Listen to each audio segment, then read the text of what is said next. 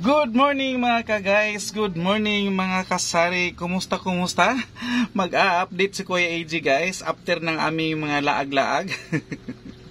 Back to reality na si Kuya AJ guys. Last Sunday po is nakapag-overnight si Kuya AJ sa Villa Cristina Resort sa Digos City. Yes guys, kasama namin ang aming family and nag-unwind kami paminsan-minsan. Need natin mag-relax guys after ng mga nakakasakal na mga pangyayari sa ating tindahan. Huwag tayo focus lang sa tindahan guys.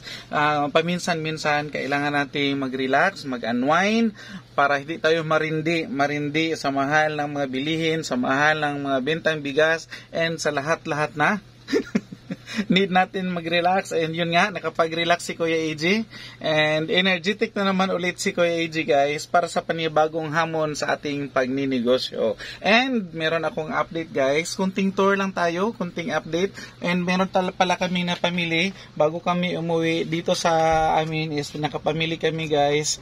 Galing doon sa Digos is dumaan kami sa Gaisano Mall ng Turil. So meron akong mga Gaisano Mall na mga silupin dito guys.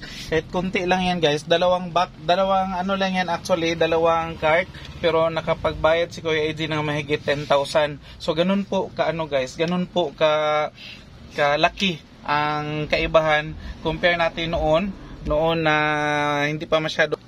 Kung i-compare natin guys, ang mga bilihin noon at ngayon, super mahal na. So ganun na lang aabutin ng ating 10,000. So wala na guys, wala na espiritu yung 10,000 natin. So dalawang cart na lang. So hindi pa natapos ni Mami niya kasi busy din. So ito guys, meron pala tayong bagong paandar.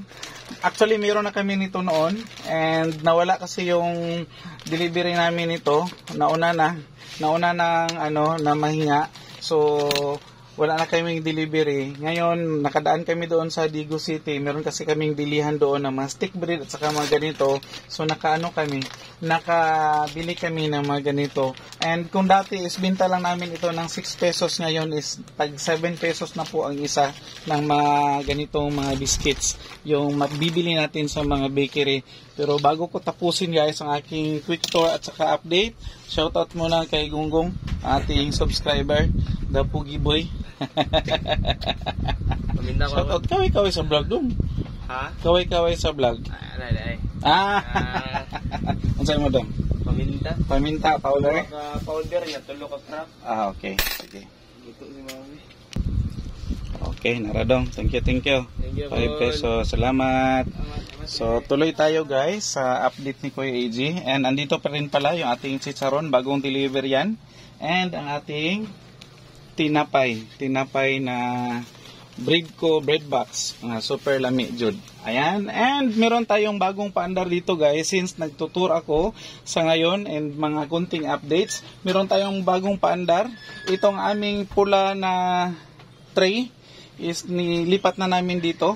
Na sila, back to back na sila ng aming bigasan at saka itlogan. And meron tayo dito guys, bagong paandar na table. Itong table na to is courtesy of Boulevard. Ayan po.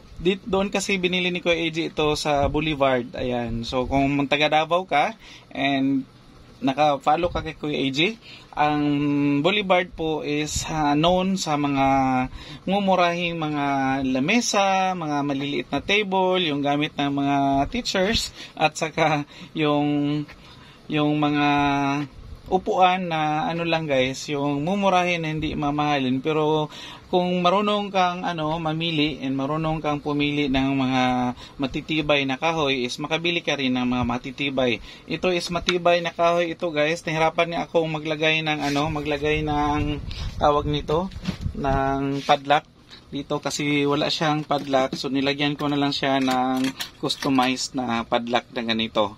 So ayan po, meron na tayong table dito and ito yung kape ni Kuya AJ.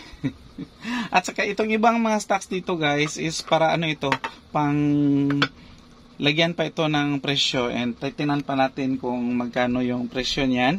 And dito sa baba is mga ano na ito, mga tambak-tambak na mga listahan, mga resibo at kung ano-ano pa. At saka ito is, ang kagandahan dito is meron pa siyang pa-divider dito, may shelf pa siya, so pwede mo pa siyang lagyan ng mga paninda up to sa ilalim. So ganyan siya guys. Ito is nabili lang ni Kuya AJ ng 1,000 kasi 1,000 na ito pero wala siyang varnish. So natawaran ni Kuya AJ na 1,000 na lang yung presyo nito. So ito guys, meron pa tayo sa taas na mga mga ganito. So kitang-kita siya doon sa doon sa bungad ng ating tindahan sa may sa may screen. So ayan, and meron kaming nabili pala guys na one box ng sitsirya ni galing kay grocery. At saka meron tayong nilagay dito kasi siya, strategic masyado yung niya guys, posisyon, so nakikita agad ng mga customers, so mabilis siya mabenta. Kahit na 1 box itong chicharon ni Mang Juan na chicken skin, mabenta yan guys, mabenta si chicken skin chicharon ni Mang Juan dahil andyan siya pag bungad ng customer is nakikita agad. And itong isang box na to is galing ito kay Nestle kasi every Monday po dumadaan si Nestle dito sa amin, yung ahente. So nanguha kami ng konti and iba din yung binibili or kinukuha namin sa NCCC Supermarket. And ito nga, nakadaan kami sa Gaisano Mall sa Toril. Ayan, dumaan lang kami kasi gabi na kami umuwi galing sa Digo City, so kailangan namin makabitbit kahit konti kasi hindi na namin kayang habulin yung business hours o ni NCCC. Kahit nasa center point, kung itry namin habulin, hindi talaga kami makahabol kasi nga na dumating kami dito ng na almost 9 o'clock na, so sarado na sila. So yun po. And yung pulang tray na ganyan, yung pulang tray, galing kasi yan dito guys. So, tinanggal namin, medyo masikip kasi. So nilagay namin doon sa may likod ng bigasan namin and nilipat namin or tinanggal namin siya dito. Pinalitan namin ng ganitong table na pwede kang mga office works ni Mami Iya, yung mga kung ano-ano yung mga ginagawa niya is dito namin ginagawa. Ayan, and na rin multi-purpose kasi dito rin kami nagkakape. So yan po ang mga kaganapan guys sa tindahan ni Kuya AJ, mga bagong ganap and mga bagong paandar. And ito is dati nang lagayan ito ng mga sabon, so sabon pa rin yung nilagyan namin, and pero sa taas is nabago na, andyan na lahat na ating mga personal collection products. So ito na siya guys, nakikita rin siya ng mga customers. At saka ang kagandahan is hindi na siya masyadong masikip dito, makadaan na kami, pwede na kami mag two-way dito kasi dati one way lang ito. So yan po ang bagong bagong ganap and malaking kaibahan sa tindahan ni Kuya AJ. And that's all for today na lang guys, sa share ni Kuya AJ, and I hope na nagustuhan and na-inspire kayo sa binahagi ko today. And muli ito po si Kuya AJ ninyo na nagsasabi, sabay-sabay tayong matuto, sabay-sabay tayong lumago, and sabay-sabay tayong umasin. So bye-bye! God bless us all guys!